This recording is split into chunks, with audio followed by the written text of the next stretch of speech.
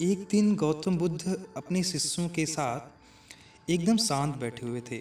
उन्हें इस प्रकार बैठे हुए देख उनके शिष्य चिंतित हुए कि कहीं वे अस्वस्थ तो नहीं। एक शिष्य ने उनसे पूछा कि आज वह मौन क्यों बैठे हैं, क्या शिष्यों से कोई गलती हुई है। इसी बीच एक अन्य शिष्य ने पूछा कि क्या वह आश्वस्त हैं, पर बुद्ध मौन रहे। तभी कुछ दूर खड़ा व्यक्ति जोर से चिल्लाया, आज मुझे सभा में बैठने की अनुमति क्यों नहीं दी गई है।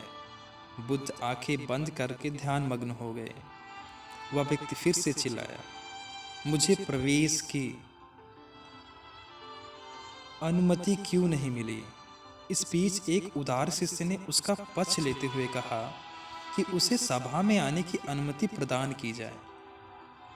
बुद्ध ने आंखें खोली और बोले, नहीं, वह अछूत है,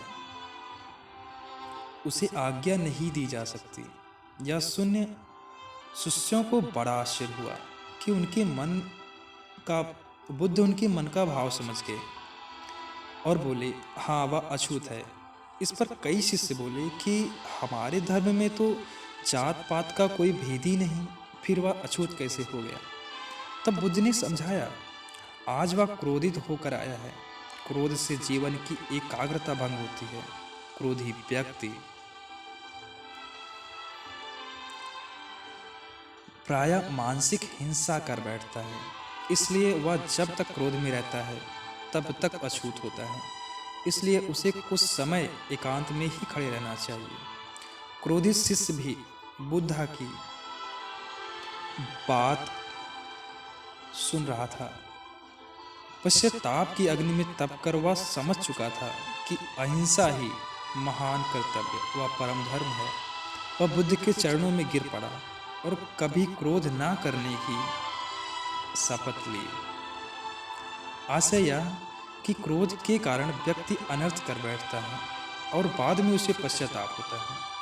इसलिए हमें क्रोध नहीं करना चाहिए। असल मायने में क्रोधित व्यक्ति अछूत हो जाता है और उसे अकेला ही छोड़ देना चाहिए। क्रोध करने से तन, मन, धन तीनों की हानि होती है। क्रोध से ज्यादा हानिकारक कोई और वस्तु नहीं है। बुद्ध ने कहा भी है, क्रोध को पाले रखना गर्म कोयलों को किसी और पर फेंकने की नीयत से पकड़े रहने के समान है। इसमें आप ही जलते हैं।